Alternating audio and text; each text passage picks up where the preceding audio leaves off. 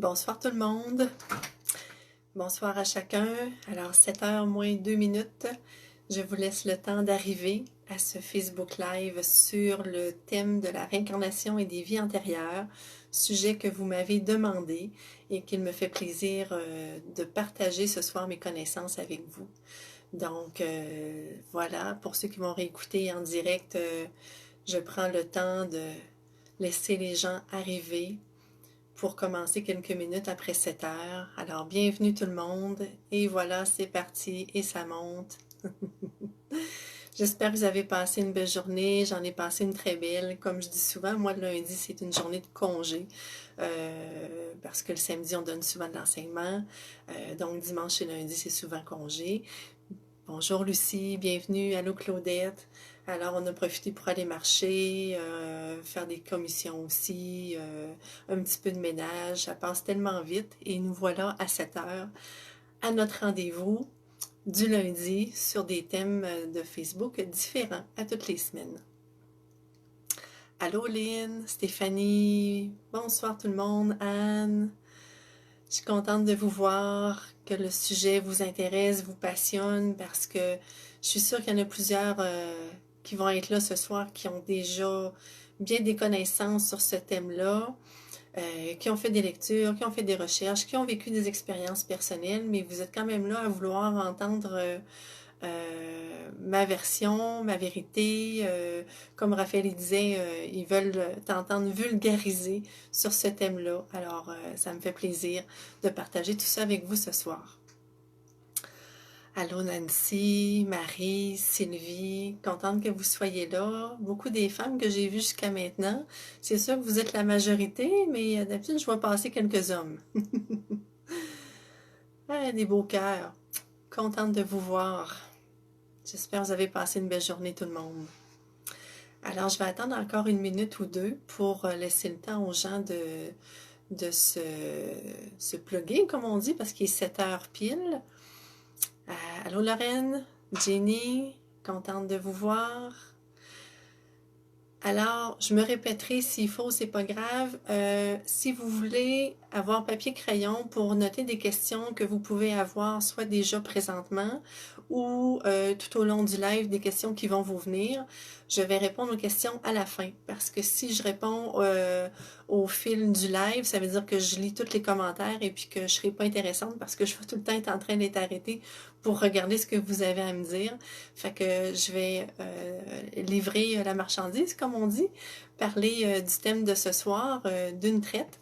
Puis à la fin, si vous avez des questions, fait que peut-être juste les noter, puis il y aura vraiment du temps à la fin pour que je puisse répondre à vos questions. Bonsoir Raymond, Fabienne. Ah, Marc-Antoine, le premier homme que je viens de voir. C'est peut-être pas le premier qui est là, mais c'est le premier que je viens de voir. Alors, contente de te voir, Marc-Antoine. Alors, y en a-tu qui veulent me dire un peu si on passé une belle journée? On a encore une grosse minute pour être sûr que tout le monde a le temps de se brancher pour le live. Hein, des fois, on le sait que c'est 7 heures, mais il y a des petites choses à la dernière minute, puis ça fait qu'on a quelques minutes de retard. Fait que vous avez tous l'air à bien aller, c'est fantastique, je suis contente pour vous autres. Alors, j'ai ma petite feuille à côté pour rien oublier, plein de choses à vous dire. Mon verre d'eau. Je suis prête. 7h02, alors on va commencer. Cathy, super belle journée. Ben, merci Cathy, je suis contente pour toi, puis bienvenue. Alors, mon petit mot de bienvenue, ben c'est fait. Bienvenue tout le monde. Contente de vous voir ce soir en grand nombre comme toujours. Ah, une journée du don de soi pour apporter aide à un être précieux dans ma vie, Sylvie. Bon, ben tant mieux, ça s'est bien passé, que tu as eu une belle journée. Un beau bonsoir, ma belle amie. Allô, Manon. Donc, je commence. Ce que je veux vous dire, puis je le dis toujours d'emblée, c'est que ce que je vous livre ce soir, c'est ma vérité à moi, c'est mes expériences, c'est ma compréhension du thème de la réincarnation et des vies antérieures. Donc, si vous avez d'autres façons de comprendre ce thème-là, des expériences différentes de la mienne, c'est correct, hein, tout est parfait. Des fois, on peut avoir différentes vérités, et puis les différentes vérités mises ensemble font que c'est encore plus complet. Fait que, je vous le dis, c'est ma vérité que je vous livre. Fait que pour ceux qui sont encore en train d'arriver, je leur ai dit, les questions vont être à la fin du live. Si vous voulez avoir papier crayon pour noter des questions, si vous pensez en avoir au fil du thème de ce soir du Facebook Live, ça me fera plaisir à la fin de répondre à vos questions. Donc, ce sujet-là, pour moi, c'est un sujet qui est très... oui, c'est un sujet qui est très vaste, mais qui, moi, me passionne depuis très longtemps. Euh, du, du plus loin que je peux me souvenir, je vous dirais que, parce que enfant, c'est peut-être un peu loin de se souvenir de ça, mais je devais avoir au moins 10-11 ans, de me souvenir consciemment d'avoir eu un intérêt pour ce qui est des vies antérieures et de la réincarnation. Fait que ça fait quand même un bon bout de temps, j'ai 48 ans. Euh, et d'où ça me vient, cet intérêt-là, j'en ai aucune idée. Je me souviens pas qu'on m'en ait nécessairement parlé ou que j'ai vu un film. Sûrement qu'il y a quelqu'un à un moment donné ou qu'il y a eu une source qui a fait allumer ce qui était là en moi. Malgré que vous savez qu'enfant, on porte souvent beaucoup de connaissances, beaucoup de sagesse, beaucoup d'informations à l'intérieur de nous et qui, avec le temps, se dissolvent, disparaissent hein, pour toutes sortes de raisons. Notre éducation, les gens qui ne croient pas à ce qu'on leur dit, on se sent rejeté, trahi, toutes ces choses-là, et on met ça de côté. Fait que souvent, les enfants gardent ce lien-là jusqu'à environ 7-8 ans, des fois plus, des fois un peu moins, ça dépend. Donc, moi, vraiment, comme je vous dis, là, j'avais au moins 10 ans de me souvenir que j'avais un intérêt pour ces thèmes-là et d'avoir fait énormément de recherches. J'ai lu tout ce que je pouvais à la bibliothèque municipale. Moi, je suis native de Val-Bélair. Et ce qui est drôle, c'est que j'ai déménagé juste à côté, près du boulevard Valcartier, cette année. Donc, je fais toutes mes commissions à Val-Bélair. Je retourne au Mont-Bélair pour aller marcher. Fait que la vie est drôlement faite. Donc, la bibliothèque municipale qui est toujours là, qui a été bonifiée, existait quand j'avais 10, 11, 12 ans. Et donc, j'ai trouvé plein de livres de Edgar Cayce, des livres beaucoup américains, anglais, mais beaucoup américains sur ces sujets-là de la réincarnation des vies antérieures. Des livres qui étaient souvent très documentés, avec des preuves à l'appui, des témoignages de gens qui avaient vécu soit des EMI, des expériences de mort imminente qu'on appelle, et qui disaient ce qu'ils avaient vécu, l'autre côté, ce qu'ils avaient compris, bon, tout ça.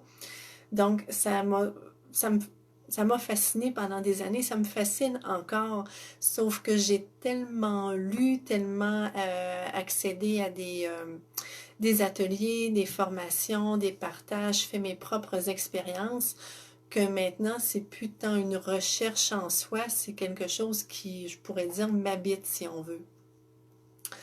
Donc, mes expériences personnelles, je les ai fait, j'ai commencé au début de la vingtaine à aller consulter des personnes, des médiums qui pouvaient m'en apprendre plus sur les vies antérieures parce que ce que je souhaitais, et je trouve que c'est la meilleure façon, c'était apprendre à mieux me connaître. Mieux me connaître dans tout ce que j'étais, dans mes blessures, moi j'appelais ça mes faiblesses, mes traits de caractère. J'étais une fille qui était très gênée, qui n'avait pas confiance en elle. Donc tout ça m'amenait à essayer de comprendre plus qui j'étais, et donc c'est ça, je me suis mis à contacter des gens sur vraiment très très longtemps, là, du début de la vingtaine à aller jusque... ça m'est arrivé encore il y a peut-être un an et demi pour une raison particulière. Quand j'ai une problématique dans ma vie, oui, je m'intériorise, je vais tenter de trouver mes réponses, mais si j'arrive pas à trouver, ça arrive que je vais rencontrer une autre personne qui, par des lectures d'âme ou par sa façon de nous faire retourner dans les vies antérieures, va m'apporter des pistes de solutions, des pistes de compréhension. Donc, c'est sûr que pour moi, l'idéal, c'est d'y aller dans cette perspective-là et non pas d'y aller pour savoir si on était une personne riche, une personne connue, Cléopâtre, la reine Élisabeth ou Jules César ou bon, le roi Charlemagne, peu importe, parce que ça devient de l'ego de se dire j'ai été quelqu'un d'important. Moi, je pense que quand on a le souhait d'aller fouiller, c'est parce que ça va nous apporter un plus à nous d'apprendre à mieux nous connaître. En tout cas, moi, ça a été mon cas. Donc, il y a plusieurs personnes que j'ai consultées au fil des années. Il y en a plusieurs qui maintenant ne pratiquent plus ou que j'ai complètement perdu les coordonnées, que je peux pas vraiment vous partager. Par contre, il y en a une que j'ai beaucoup aimée. Il y a peut-être 3-4 ans de ça que j'étais allée voir et je la rencontre encore à l'occasion. Elle est venue chez moi cet été pour faire la géobiologie du terrain. C'est Marie-Julie Carouette. Marie-Julie fait des lectures d'âme. Donc, je l'ai consultée une fois il y a environ 4 ans et j'ai trouvé vraiment extraordinaire la façon qu'elle travaille. On n'a pas à lui donner aucune information et elle s'en va, de par notre énergie, de par la vibration de notre voix, tout ça, elle s'en va contacter une partie de nos mémoires pour nous aider à comprendre ce qu'on vit actuellement et mieux se comprendre. Une autre personne que j'ai contactée, ça remonte plus à environ 8 ans, plus ou moins 8 ans, c'est Jean-Charles Chabot. Et une des clientes, de mes clientes, il n'y a pas longtemps, qui me disait qu'elle le connaissait, qu'elle faisait une formation avec. Jean-Charles, pour faire bref, c'est une personne qui a étudié au niveau de l'hypnothérapie et qui, au fil de ses rencontres avec les clients, s'est rendu compte que en faisant retourner dans le passé, lui, il voulait faire retourner les gens dans le passé, dans leur vie actuelle, soit enfant ou dans le ventre de leur mère, s'est rendu compte avec plein de clients qu'il se ramassait dans des vies antérieures. Et de là, il s'est mis à faire des recherches et maintenant, ce qu'il offre, c'est de l'hypnothérapie spirituelle. Par contre, je pense plus qu'il en fait en individuel, je pense maintenant qu'il enseigne pour former des gens à faire de l'hypnothérapie spirituelle. Je vous explique un peu le concept. C'est qu'il nous amène dans l'entre-deux-vies et dans des vies antérieures en lien avec une problématique qu'on vit. Parce que c'est sûr qu'en général, quand on va voir quelqu'un comme ça, c'est qu'on a un but. Je veux comprendre pourquoi je manque de confiance en moi, je veux comprendre pourquoi je vis tout le temps des rejets, pourquoi il y a tout le temps de la chicane dans ma famille, je sais pas, je nomme n'importe quoi, mais il y a en général un besoin qui fait qu'on va aller consulter ces gens-là. Donc, il part de ça et il nous amène nous-mêmes à changer notre état. On parle d'onde alpha, onde bêta, tout ça. Donc, il prend le temps de nous amener en détente et de nous amener par la suite dans des vies antérieures où on va mieux comprendre nos patterns, nos blessures, nos envies, nos besoins, notre caractère par ce qu'on a vécu dans d'autres vies. Et moi, je vous dirais que ce que j'ai préféré, c'est d'aller dans l'entre-deux-vies, c'est-à-dire où on fait nos choix d'incarnation. Donc, ce que moi je crois, de par mes lectures, de par mes expériences personnelles, c'est que quand on est entre deux incarnations, on prend le temps de se guérir de ce qu'on a vécu de l'autre incarnation, on prend le temps de faire un bilan et on fait, quand on est prêt, le choix de revenir sur Terre. Et c'est avec notre ou nos guides qu'on va faire ces choix-là. Notre guide va nous aider à faire les bons choix pour qu'on se réalise, pour qu'on continue d'avancer, d'expérimenter et qu'on réalise une mission plus particulière. Cette mission-là peut être, par exemple, d'apprendre le pardon, apprendre le courage, la confiance en soi, le don de soi, bon, etc., etc., etc. Pardon. Donc, on n'a pas tous le même but d'incarnation, la même mission de vie quand on vient dans une incarnation. Et moi, pour ça, ça a été complètement transformatoire parce que quand je suis arrivée dans cette entre-deux-vie-là, j'ai vu mes guides qui étaient là. Il y en avait vraiment plusieurs. Et il y en a un qui s'est avancé vers moi et qui m'a pris dans ses bras et j'ai complètement fondu en larmes parce que l'amour que j'ai ressenti de cet être-là, qui était tellement plein d'amour, plein de lumière, c'était tellement grand que mon cœur débordait et c'était très intense. Et Jean-Charles tentait, vu que c'était enregistré, de me faire parler pour que j'explique ce que je vivais, ce que je voyais, ce que je ressentais. Et il a fallu vraiment que je me force parce que je voulais juste qu'il arrête de parler pour être dans cet état-là et rester dans cet état-là. Par contre, c'était vraiment plaisant par la suite quand j'ai réécouté l'audio de pouvoir me remettre un peu dans la rencontre que j'avais eue avec lui et avoir d'autres informations parce que quand tu es dans l'émotion, il se passe plein de choses et tu oublies certains aspects là, parce que tu tombes plus dans un moment où le temps s'arrête. Donc, pour moi, ça a été une expérience vraiment formidable. Si c'est quelque chose qui vous interpelle, je vous invite à faire des recherches avec Jean-Charles Chabot, son institut, ou en tout cas, je ne sais pas comment ça s'appelle, l'école, ou peu importe le terme, là, des services que Jean-Charles offre.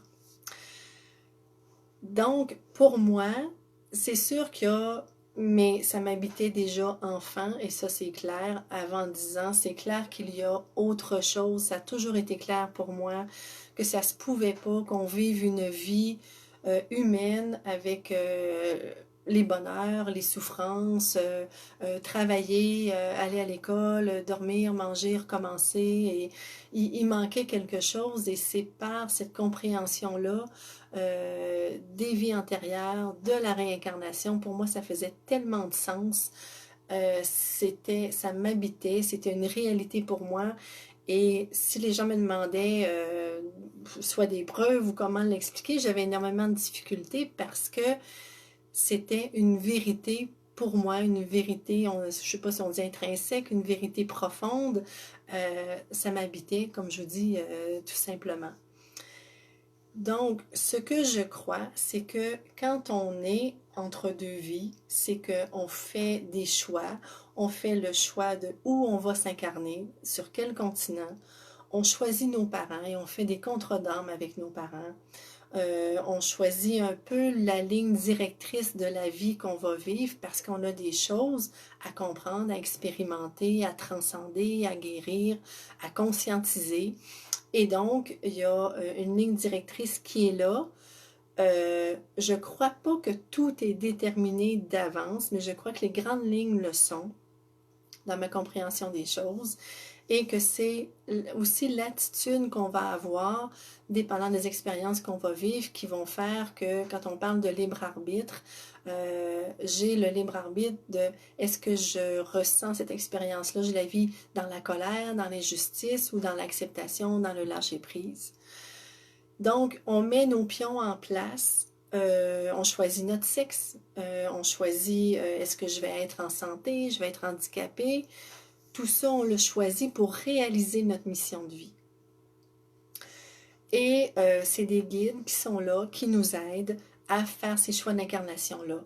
Par contre, je crois qu'on décide en dernier lieu nous-mêmes de ce qu'on souhaite vivre. Donc, si une âme, par exemple, fait « Écoute, là, je le sais, tu m'as guidé, tu m'as dit que c'était mieux ça et ça, mais moi, je veux pas perdre de temps et je veux pas faire encore 5 vies sur le même thème, par exemple, le thème du pardon.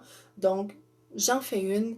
Je vais vivre vraiment beaucoup de choses, ça va être intense, mais je suis sûre que je suis capable, puis je prends les bouchées doubles. » Donc, le guide va faire « C'est toi qui décides, c'est ta vie, tu as ton libre arbitre. Moi, je t'ai dit ce que j'en pensais, alors voilà, c'est comme ça que ça va se passer. » Et des fois, donc, les mandats d'incarnation qu'on se donne sont très rough, sont très difficiles, et c'est ce qui fait que dans certaines situations, bien, le suicide peut se présenter à nous et on met fin à notre mandat d'incarnation. Ce que je comprends du suicide, et je ne dis pas que j'ai la vérité, c'est que d'après moi, on met fin à un contrat qui est sacré.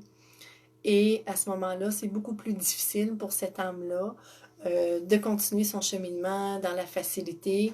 Et il y a des pardons à se faire. Donc, on n'a pas à...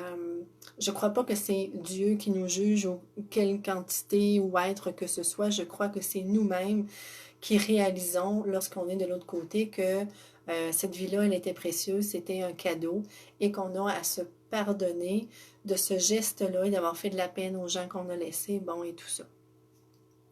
Je vais vous donner tantôt des suggestions de lecture. J'ai 2 livres à vous présenter, et dans un de ces livres-là, le thème du suicide est bien expliqué, et c'est pour ça que je vais vous le partager, vous en parler tout à l'heure. Je vais juste faire cocher ce que j'ai parlé pour être sûre de voir si j'ai bien fait le tour de tout ce que je voulais vous mentionner. Ça, c'est beau. Ça aussi, Jean-Charles, ma vision. Dans ma vision, j'aimerais vous parler un petit peu aussi des 9 mois de gestation, parce que je trouve que ça a quand même un lien quand on est dans le ventre de notre mère. Comme je vous disais, pour moi, c'est des contrats d'âme qu'on fait avec nos parents. Donc, on les choisit pour que notre but le plus grand soit atteint dans cette expérience de vie-là et que le but de l'âme de nos parents aussi. Et souvent, les blessures que nos parents portent, que ce soit l'abandon, la trahison, le rejet, l'injustice, tout ça, ben, il y a des chances qu'on porte une partie de ces blessures-là parce qu'on vient s'entraider ensemble. Donc, pour moi, la notion de victime, elle n'existe pas parce qu'on est tous responsables de l'incarnation qu'on a choisie et des défis qu'on s'est donnés. C'est juste qu'on s'en souvient pas parce qu'il y a le voile de l'oubli que vous avez sûrement souvent entendu parler. Le voile de l'oubli, c'est que, moi je donne souvent l'exemple d'une pièce de théâtre. Si vous jouez une pièce de théâtre ou dans cette pièce de théâtre-là, vous êtes, ben, je vais prendre mon exemple, Lucie Raté, née à Loretteville, qui a habité longtemps à Val-Bélair, qui a une sœur, 2 frères, un père qui travaille en mécanique, bon, blablabla. Bon, qu'est-ce que je voulais dire? Je l'ai perdu, ça m'arrive de temps en temps. Où c'est que je voulais en venir? Dans quel filon j'étais partie? Si vous voulez m'aider. Il y en a une qui pose la question, est-ce que c'est possible qu'on n'est pas nécessairement prêt à revenir? Je pense que l'âme est poussée à un moment donné. Ça pousse à l'intérieur de sentir que le cheminement va par là, qu'on n'a pas le choix, c'est là qu'on apprend le plus, dans ma conception des choses. Les contrats d'âme. Est-ce qu'on essaie de passer pour revenir? Impression d'avoir été poussé, le voile de... Ok, oui, c'est ça, le voile de l'oubli. C'est ça, je parlais d'une pièce de théâtre.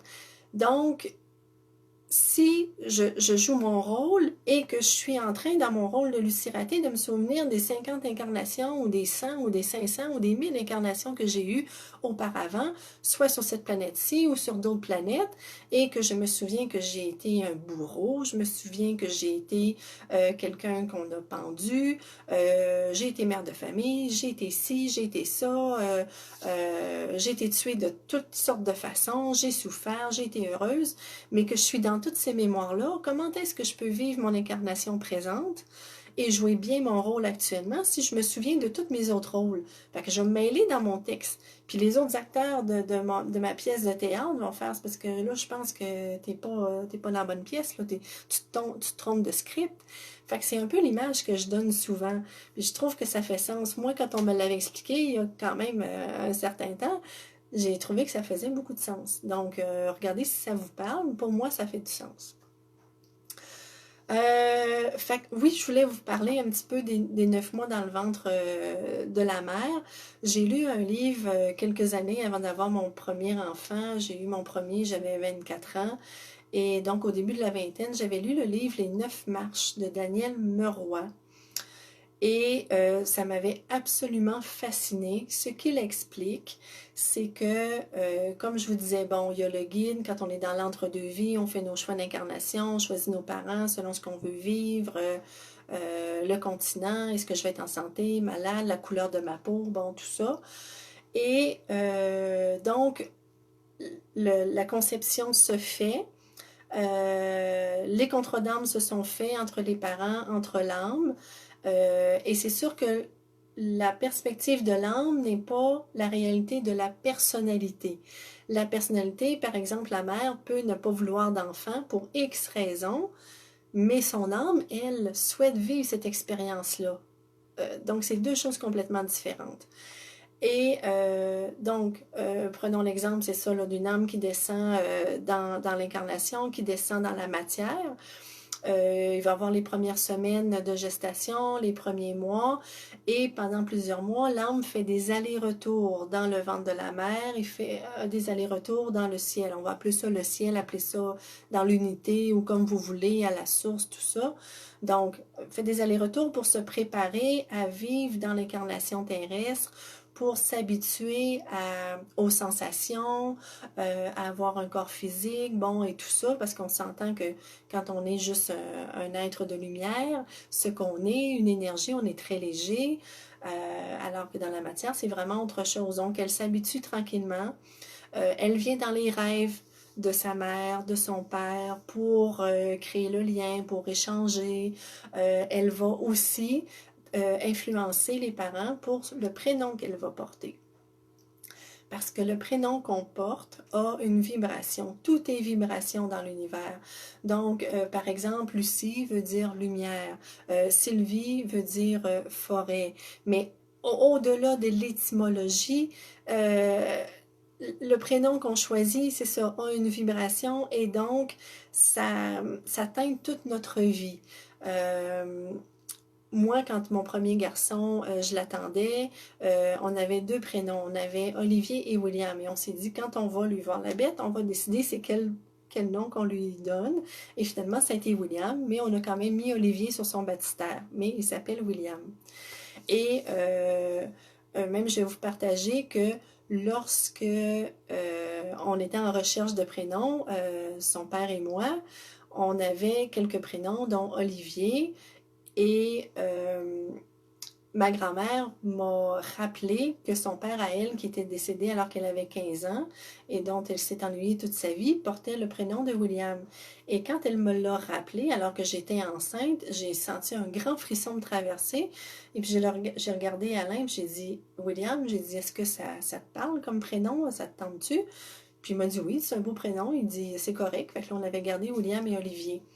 Donc, le grand frisson que j'ai eu, c'était une reconnaissance que mon garçon William voulait se faire appeler William. Et moi, je l'ai perçu et bon, je l'ai transmis à Alain qui, pour lui aussi, ça vibrait. Donc là, on va tenter de différentes façons d'influencer, soit par les rêves, soit par de grandes intuitions, soit par amener des lectures à la mère ou au père, ou par personne interposée, ou par une chanson, le prénom qu'elle veut qu'on lui donne. Et donc, c'est un livre très intéressant, Les 9 marches de Daniel Muroy, si ça vous interpelle. Fait que moi, j'ai parlé beaucoup à mes enfants quand ils étaient dans mon ventre pour leur dire que je souhaitais leur venue, que j'avais hâte qu'ils soient là, que j'adorais être enceinte, mettre mes mains sur mon ventre, sentir qu'ils prenaient place en moi, bon, etc., etc. Je leur parlais vraiment beaucoup, beaucoup. Je créais ce lien-là déjà. Est-ce qu'il y a d'autres choses que je peux vous dire sur comment ça fonctionne? Dans le fond, si vous me demandez pourquoi on vient ici, pourquoi on s'incarne sur la planète Terre, ce que je peux vous dire, ce que j'en comprends, c'est qu'on vient expérimenter. On vient expérimenter dans la matière parce que lorsqu'on était pure lumière, lorsqu'on était pure énergie, on était dans une béatitude, on était dans la perfection, on était dans l'amour et on a voulu expérimenter autre chose. Et donc, on a commencé à s'incarner sur différentes planètes pour vivre autre chose aussi que la lumière. Et de ce fait-là, je veux vous parler de la parabole de la petite âme et le soleil pour ceux qui ne la connaissent pas. C'est une parabole de Neale Donald Walsch qui a écrit, pour ceux qui le connaissent, le livre Conversation avec Dieu, qui est un livre absolument formidable où l'auteur a une communication avec Dieu. Peut-être que finalement, il y a une conversation avec son moi supérieur, son esprit, son âme, mais c'est conversation avec Dieu et c'est très, très intéressant. Mais pour revenir à ma parabole, je me souviens pas quel âge j'avais la première fois que je l'ai entendue. Je crois que j'étais dans la trentaine. Et chaque fois que je lis cette parabole-là, je me mets à avoir les larmes aux yeux et à pleurer parce que je trouve que ça fait sens. Euh, je vais vous la résumer. Puis je me suis pratiquée à la résumer encore à Raphaël tantôt parce qu'à chaque fois que je la résume, les larmes me viennent aux yeux puis je ne veux pas quand même trop pleurer ce soir devant vous. Pas tant juste parce que c'est gênant, parce que il va falloir que je reprenne ma respiration après. La parabole de la petite âme et le soleil, fait que ça revient à vous expliquer un peu la raison pour laquelle on est ici. C'est l'histoire d'une petite âme qui est dans le grand tout, qui est, appelez ça la source, appelez ça l'au-delà, appelez ça comme vous voulez. Et à un moment donné, elle réalise qu'elle est la lumière. Je suis la lumière. Et elle est tellement excitée de se souvenir de qui elle est qu'elle s'en va voir Dieu et elle lui dit, Dieu, je viens de me souvenir de qui je suis. Je suis la lumière. Et Dieu est très content pour elle. Il dit, oui, tu es la lumière. Et elle retourne d'où elle vient. Pas longtemps après, elle revient puis elle dit, ben, maintenant que je suis la lumière, j'aimerais expérimenter la lumière, j'aimerais le vivre. Et Dieu lui dit, mais tu es la lumière, tu vis la lumière. Et là, elle essaie de lui expliquer, mais je suis complètement dedans et j'aimerais expérimenter vraiment ce qu'est la lumière, mais dans quelque chose d'autre, vraiment sentir que je suis la lumière. Alors Dieu lui dit, à ce moment-là, il faut que tu expérimentes le contraire. Donc, c'est l'obscurité. Et bon, la parabole, elle est quand même longue. Je vous invite vraiment à aller la lire, La petite âme et le soleil, la parabole de Neale Donald Walsch. Ça met vraiment en contexte tranquillement là, toute cette histoire-là que je vous conte. Alors, pour continuer, pour résumer, Dieu lui explique que si elle veut vraiment ressentir quelle est la lumière, elle doit expérimenter son contraire. Et donc, elle lui dit, d'accord, je veux bien, c'est ça que je veux vivre, c'est ça que je veux expérimenter, mais comment je fais à ce moment-là pour expérimenter ça? S'il faut que j'expérimente la noirceur, le contraire de la lumière. Alors Dieu lui dit, il faut que tu es sur une planète pour incarner, pour vivre ça, et il faut quelqu'un d'autre qui va te permettre de vivre ça. Et donc, si tu veux expérimenter ce qu'est la lumière, qu'est-ce que tu aimerais aller vivre sur la planète Terre pour vivre cette réalité-là et la ressentir? Alors, la petite âme prend le temps de réfléchir et ce qu'elle trouve, c'est je souhaite vivre le pardon. Je veux savoir ce que ça fait de pardonner. Et Dieu trouve que c'est très intéressant. Il lui dit que c'est très intéressant. Mais pour vivre ça, il va te falloir quelqu'un d'autre qui va devoir te le faire expérimenter, qui va te permettre de vivre cette expérience-là. Alors Dieu dit, est-ce qu'il y a une âme ici alentour? Et là, il y a plein d'âmes qui s'étaient rapprochées pour entendre la conversation entre la petite âme et Dieu. Et Dieu demande, est-ce qu'il y a une âme qui voudrait faire expérimenter le pardon à cette petite âme ici? Et les âmes, sur le coup, sont un petit peu déstabilisées, ils prennent le temps, ils se regardent. Et il y en a une qui s'avance et elle dit, moi, je veux bien te faire expérimenter le pardon comme tu le souhaites, parce que tu as l'air tellement excité, tu as tellement le goût de vivre ça, que je veux bien te faire vivre le pardon. Par contre, si tu veux vivre le pardon, ça veut dire que tu vas avoir quelque chose à pardonner. Et c'est moi qui vais te le faire vivre. Donc, quand on va être sur la planète Terre, je te demande de ne pas oublier que je suis comme toi, une lumière, une énergie, que je suis l'amour comme toi, et que par amour pour toi, parce que tu me l'as demandé, je vais te faire expérimenter le pardon en te faisant vivre quelque chose de très difficile, de très souffrant, et tu auras à me pardonner. Et la petite âme est toute excitée, très contente, parce que du point de vue de l'âme, c'est toujours ça. C'est une expérience qu'elle va vivre. Et elle dit merci à cette âme-là.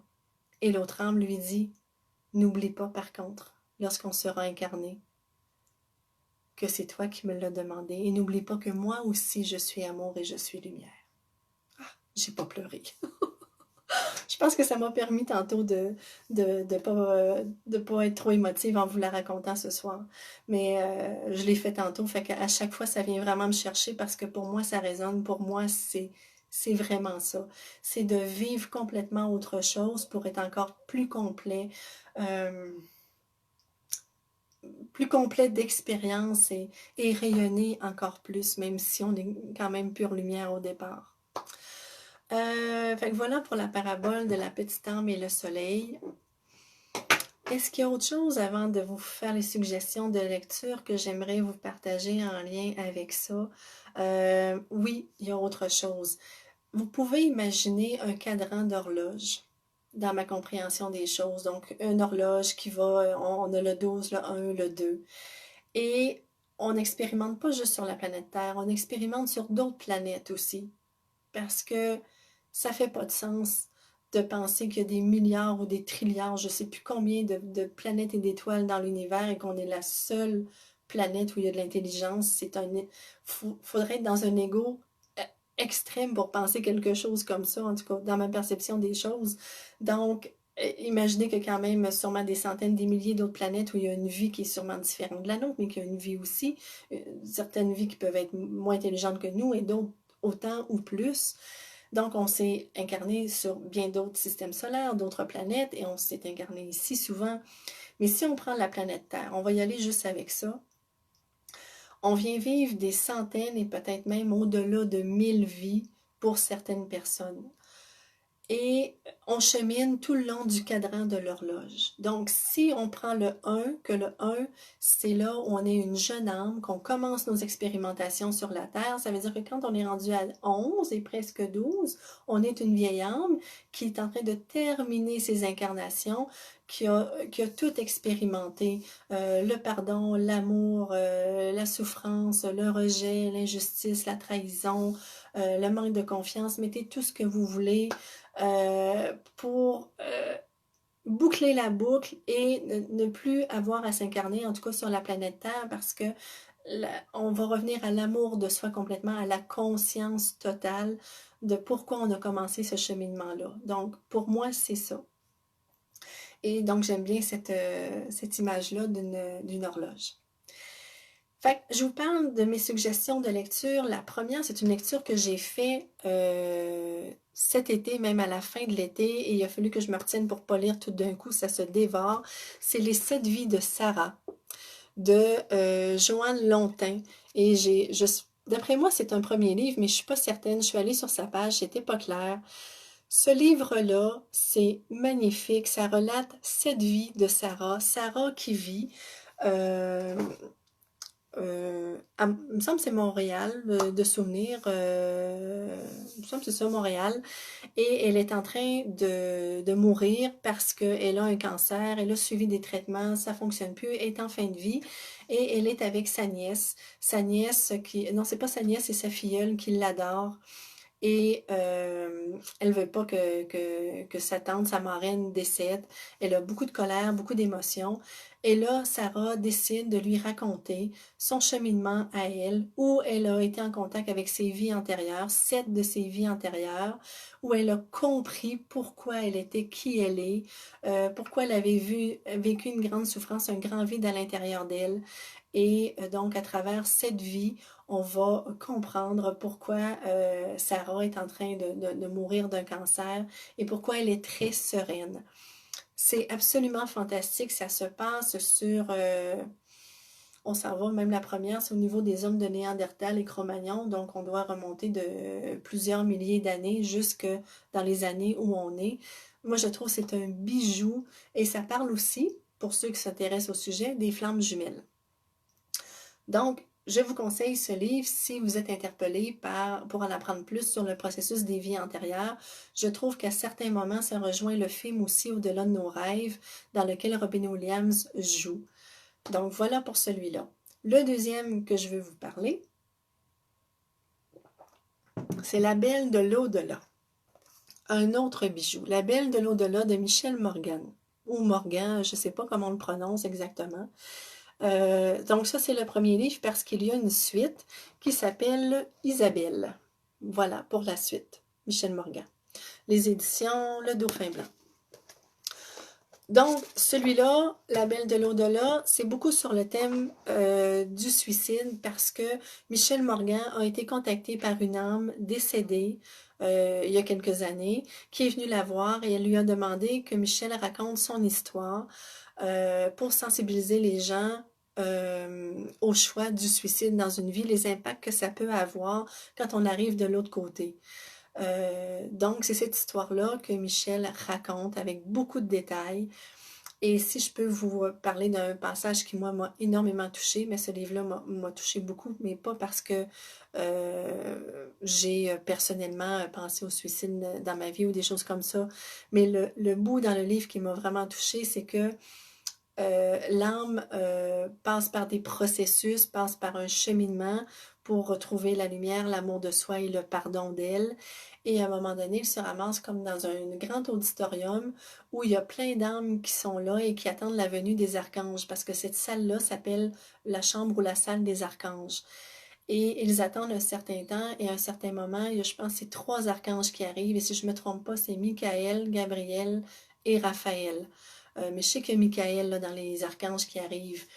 Et c'est tellement vibrant, la couleur, l'énergie qui est là, les archanges se promènent dans la salle. Ils parlent même pas, ils sont une énergie, ils n'ont pas une forme, même si nous on donne une forme.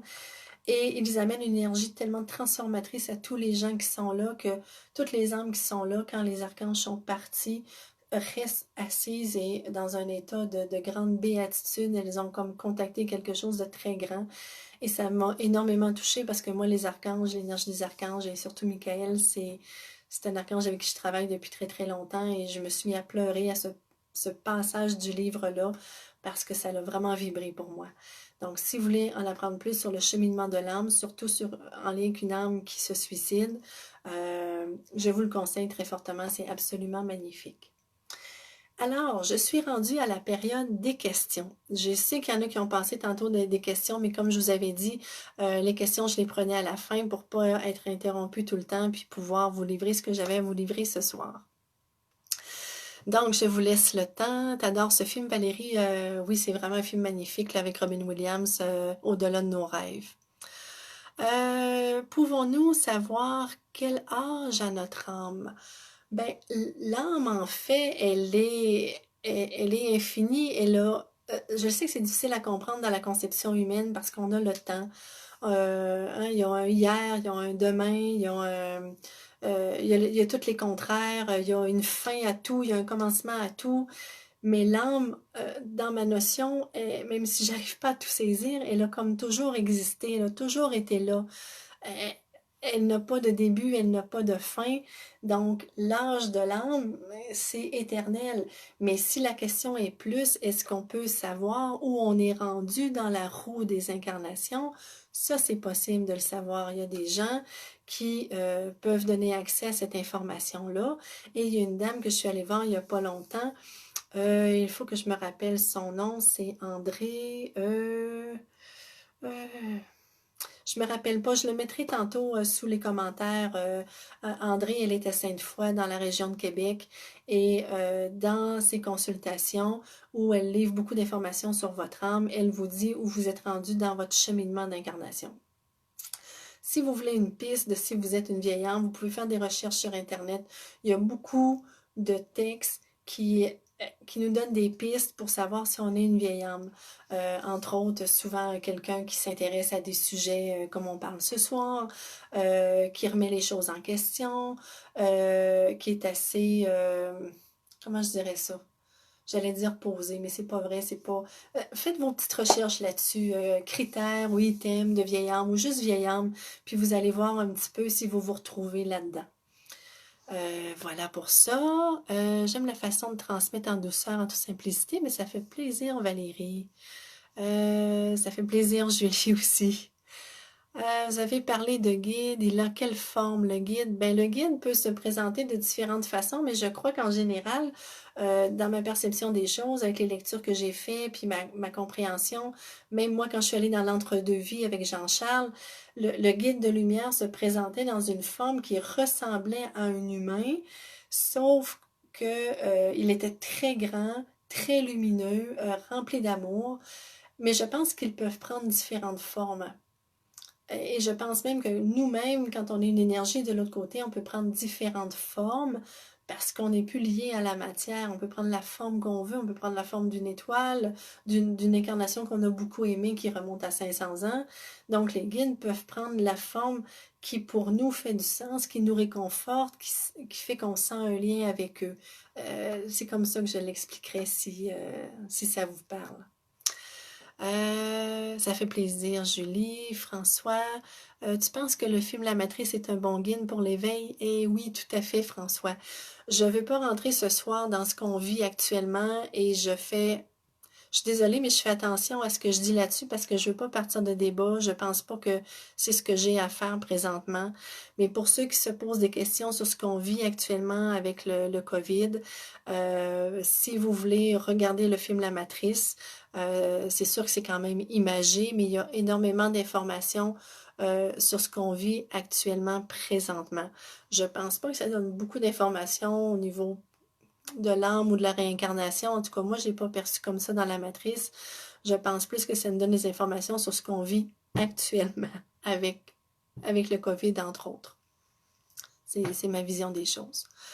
Peut-on avoir des flashs live en méditation ou en pleine conscience de nos vies antérieures? Tout à fait, Lorraine.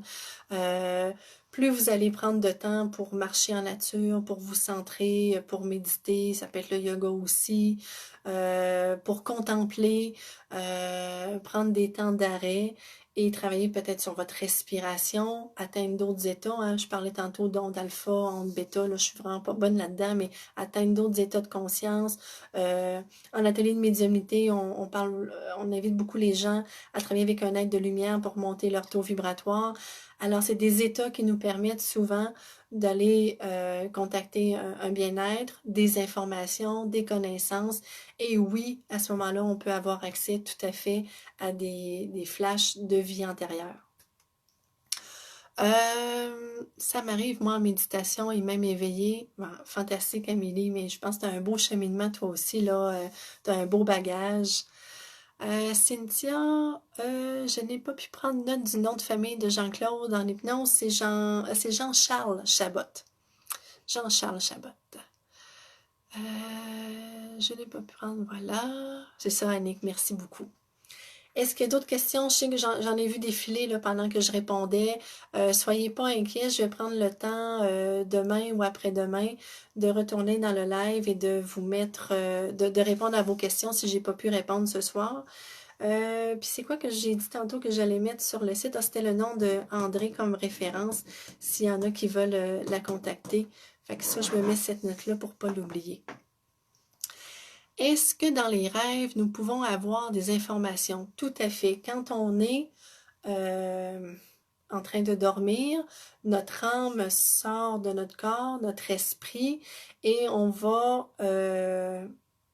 se faire enseigner ou on va rencontrer quelqu'un. C'est arrivé souvent des clients qui me disaient, Raphaël et moi, vous êtes venus me visiter cette nuit, vous m'avez fait un soin énergétique. Fait que moi, je disais, ben, tant mieux pour toi, moi, j'ai pas de souvenir. Tu as eu un soin gratis, tant mieux, c'est fantastique. Donc, l'âme, oui, elle quitte et elle va vivre toutes sortes de choses. Elle peut aller sur d'autres planètes, dans d'autres systèmes solaires, dans des vaisseaux spatials. Et donc, oui, à ce moment-là, elle peut vivre toutes sortes de choses et on peut ramener des informations au matin, des bribes d'informations ou vraiment se souvenir beaucoup de ce qu'on a vu, entendu. On peut se dire, oh, il me semble que j'ai eu de l'information, je reviens avec des images, des symboles, mais c'est pas clair. Fait que, oui, tout à fait. Anne, tu dis, j'ai contacté Jean-Charles et jamais eu de réponse à savoir s'il fait encore des hypnoses. Ben, je t'invite à le recontacter. Tu sais, Anne, quand il y a beaucoup de gens qui nous contactent, puis je le sais, là, c'est comme ça pour nous autres à tous les jours, à toutes les semaines. Ça arrive des fois qu'il y a un courriel qui se perd, qu'on n'a peut-être pas reçu pour X raisons, parce que l'informatique n'est pas parfaite, ou même sur Messenger, des fois, il y en a tellement que on essaie de toutes les cocher, puis ça a passé free. Fait que je t'invite vraiment, si tu l'as contacté juste une fois, à le refaire parce que j'ai une cliente qui actuellement suit une formation en hypnothérapie avec, comme je disais, l'école ou le centre là, dont il fait partie Jean-Charles. Fait que je sais qu'il est encore en activité. Peut-on reconnaître une flamme jumelle quand on la rencontre et en être certain dans notre ressenti? Fait que je pense que oui, Lorraine. Je suis vraiment pas la meilleure placée pour les flammes jumelles. J'ai eu beaucoup de clients qui m'en ont parlé. Ça a été amené souvent dans les soirées causeries. J'ai une cliente et une amie, Hélène Massé, qui est en train d'écrire un livre là-dessus parce que elle a vraiment vécu avec sa flamme jumelle. Et même dans l'au-delà, ils ont encore un lien ensemble. Moi, c'est pas quelque chose que j'ai vécu, mais de ce que j'en comprends, et dans le livre, justement, Les 7 vies de Sarah, il y a le concept de flamme jumelle. je pense que ce lien-là, en tout cas, il a l'air tellement fort que oui, je crois que notre corps va résonner très, très, très fort et ça se peut que la personne soit en couple ou ça se peut qu'elle soit inaccessible pour X raisons, qu'elle soit pas disponible ou prête à entrer en contact avec nous. Mais oui, je pense tout à fait, Lorraine, que ça peut être très, très, très fort, très vibrant et qu'on le sache dans un ressenti très grand, en effet. Est-ce que deux âmes peuvent communiquer, disons, la mienne et celle de mes enfants? Je comprends pas la question. C'est Caritas. Est-ce que deux âmes peuvent communiquer, disons, la mienne et celle de mes enfants? C'est pas clair. Si tu peux faire ta question autrement pour que je comprenne bien ce que tu veux m'amener. Ben, ça fait plaisir, Maryse, pour le partage. J'ai énormément de joie à vous partager tout ce qui m'habite, tout ce que j'ai compris, tout ce qui fait sens pour moi. Puis vous savez, là, ça, c'est ma vérité actuellement. Peut-être que dans 2 ans, dans 5 ans, il y aura d'autres notions qui vont m'arriver, puis qu'il va y avoir des petites nuances dans ce que je vous dis, mais présentement, c'est ma vérité. Pour votre information, IHS, Institut international d'hypnose spirituelle pour Jean-Charles Chabot. Merci, Jenny, super apprécié. Est-ce qu'on a tous dans le passé joué les deux rôles, despote que victime, celui qui subit ou fait subir?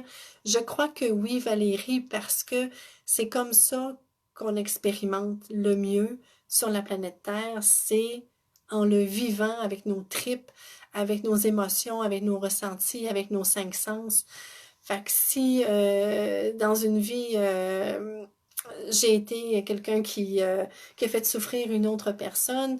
Euh, il y a des chances que dans une autre vie, peut-être pas la prochaine, mais dans une autre vie, je vive la même chose, mais pas par punition, mais pour comprendre ce que ça fait à l'intérieur de soi, puis ce que l'autre a vécu. Et c'est comme ça qu'on développe notre conscience. C'est ce que j'en comprends. Ça fait plaisir, Lynn, un grand plaisir. Ça fait plaisir aussi, Ginette. Mon âme peut-elle parler à celle de ma fille? Ah, si c'est ça, oui.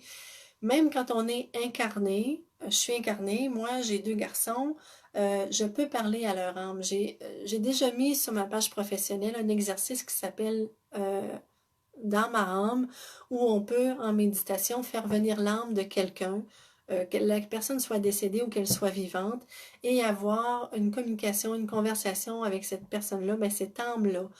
Donc, c'est pas la personnalité de l'âme qui va venir nous parler avec son caractère, ses traits de personnalité, ses défauts, c'est vraiment son âme qui va venir et on va avoir un dialogue dans ma âme de cœur à cœur avec elle. Fait que oui, ça, c'est possible. Pour le livre d'Isabelle, est-ce toujours sur le suicide? Le deuxième tome, oui, c'est-à-dire que c'est encore la même âme qui vient expliquer. C'est ça, dans le deuxième, la différence, c'est que cette âme-là vient expliquer là, qu'elle est en train de faire ses choix d'incarnation. Et son guide l'aide dans ce sens-là. Et son guide l'aide à faire les bons choix pour que dans la prochaine vie, elle n'ait pas à nouveau le goût de se suicider, mais qu'elle réussisse dans cette vie-là. Donc, c'est un peu tout ce par quoi elle passe pour vivre sa prochaine incarnation. Donc, c'est vraiment super, super intéressant. Donc, oui, le premier est un peu plus sur le thème du suicide et le deuxième vraiment sur le processus d'incarnation des choix qu'on fait quand on vient s'incarner. Je voulais savoir, est-ce qu'un animal de compagnie, un petit chien adorable, peut être incarné vu que c'était le petit de mon père décédé? Je ne suis pas spécialiste au niveau des animaux. Est-ce qu'ils peuvent se réincarner en humain ou vice-versa? Je crois que c'est possible, mais là-dessus, j'ai pas assez de connaissances pour pouvoir vous répondre. J'ai des clients qui m'ont conté qu'ils savent qu'ils ont déjà été une baleine, un dauphin, un loup. Puis pour eux, c'est vraiment clair. Fait que c'est possible, mais je ne pourrais pas vous en parler plus que ça, malheureusement. Drôle de question que ça fait longtemps que je me pose. Les personnes qui sont schizophrènes, qui entendent des voix, est-ce que ça se peut? Bien sûr, Manon. Dans mon concept de la schizophrénie, pour une partie des schizophrènes, je crois qu'il y a un 80% environ des gens qui sont diagnostiqués schizophrènes qui ne le sont pas vraiment, que c'est des gens pour qui le troisième œil a ouvert très très très rapidement, soit par abus de drogue, soit par un choc émotionnel, et qu'en ayant ouvert, ils ont accès à un autre état de conscience, à un autre monde parallèle, qui sont les êtres décédés, qui sont les démons, qui sont les êtres de lumière, peut-être accès à des portails de vie antérieure, etc. Ils perçoivent, ils entendent, et souvent, ces gens-là, mais pas tout le temps, c'est des gens qui ne croient pas nécessairement à une autre réalité. Et imaginez que en quelques jours ou quelques semaines, vous vous mettez à entendre des voix et à voir des choses que les autres ne voient pas. Donc, maintenant, actuellement, ce qu'on fait, c'est qu'on médicamente ces gens-là ou on les enferme, on les fait suivre des thérapies. Alors que pour une grande majorité de ces gens-là, selon moi, et j'ai connu des gens schizophrènes, j'ai connu des gens qui ont fini par se suicider aussi, dont un cousin. Euh, et ça, c'est un monsieur, Serge Tracy, on m'avait donné sa référence, qui avait fait des recherches là-dessus, c'était très documenté. Et quand j'avais lu ce livre-là et qu'on m'avait parlé de cet homme-là, pour moi, c'était une évidence parce que même avant d'être tombé sur cette référence-là, c'était clair que quelqu'un pour qui un troisième œil ouvre trop rapidement va avoir accès à tellement d'informations que c'est quelque chose pour virer fou. Fait que j'espère que ça répond à la question. Ah, mais ça fait plaisir, mon ami Manon. Hey, on essaie de se reparler bientôt. Fais-moi une invitation pour qu'on se parle. Ça va me faire plaisir. J'en ai un petit peu de temps de libre, puis ça fait longtemps qu'on a pris du temps, toi puis moi. Je te souhaite une belle fin de soirée. Ah, ben Chantal, ça me fait plaisir aussi. Contente. Je sais pas quelle heure qu'il est. J'ai jamais d'horloge quand, quand je fais les lives, puis je parle, je parle, je parle. Alors, je sais pas si quelqu'un peut me dire l'heure, parce que je veux pas vraiment dépasser une heure non plus. Comme je vous disais, quitte à répondre aux questions là, par après, là, dans les jours qui suivent. Inquiétez-vous pas, je vais vous répondre. Théorie de la schizophrénie, ben tant mieux si ça te parle, François. Pour moi, c'est quelque chose qui est tellement qui est une vérité pour moi. Fait que si ça résonne pour vous autres, tant mieux. Donc, je vais vous laisser sur ce. Je vous remercie d'avoir été là. 19h55, bon, fait que ça fait 55 minutes, 56. Merci de votre confiance, merci de votre intérêt. Si vous voulez me partager, soit en privé sur Messenger ou soit euh, dans les commentaires, le prochain sujet que vous aimeriez que j'aborde pour lundi soir prochain, ça va me faire plaisir. Je vais le lire, je vais le noter. J'ai quelques thèmes en réserve que vous m'avez parlé, que vous aimeriez discuter. C'est sûr que je me mets toujours le droit de ne pas choisir un sujet parce qu'il faut que je sois quand même connaissante pour faire un live qui dure minimum une demi-heure. Donc, je sais que vous vouliez, par exemple, qu'on parle des êtres des étoiles, mais j'ai pas assez de contenu pour vous parler de ce sujet-là. Moi, je suis passionnée par les êtres des étoiles depuis que je suis enfant, que je sais que j'ai été incarnée sur d'autres planètes, que j'ai un lien avec eux, que j'ai hâte de les rencontrer, mais j'ai pas de contenu pour vous vulgariser et verbaliser sur ce sujet-là. Je sais que des constellations, pour moi, les Sirius me parlent énormément, mais je peux pas faire un live là-dessus actuellement. Peut-être ultérieurement, mais pas actuellement. Donc, s'il y a des sujets qui vous interpellent autres que celui-là, vous voulez que je parle prochainement, ça me fera plaisir. Au printemps, j'ai fait des lives sur la médiumnité, sur mon cheminement, j'en ai fait sur les soins énergétiques, sur l'Atlantide et la Lémurie. Donc ça, c'est des sujets que je ne reparlerai pas présentement parce que c'est déjà fait. Les vidéos sont accessibles sur ma page professionnelle. Vous pouvez les écouter n'importe quand. Celui de ce soir va être accessible aussi. Et pour terminer, c'est vrai, je fais une petite plug, mon atelier sur l'Atlantide que je vais donner 2 fois en novembre, ces 2 dates-là sont complètes. Il me reste le 12 décembre, si ça vous interpelle, de vivre un après-midi sur le thème de l'Atlantide. Il me reste encore 6-7 places, donc juste me contacter pour si vous voulez vous inscrire. Fait qu'un gros merci, bonne fin de soirée, bonne semaine, puis amusez-vous bien. Bye bye.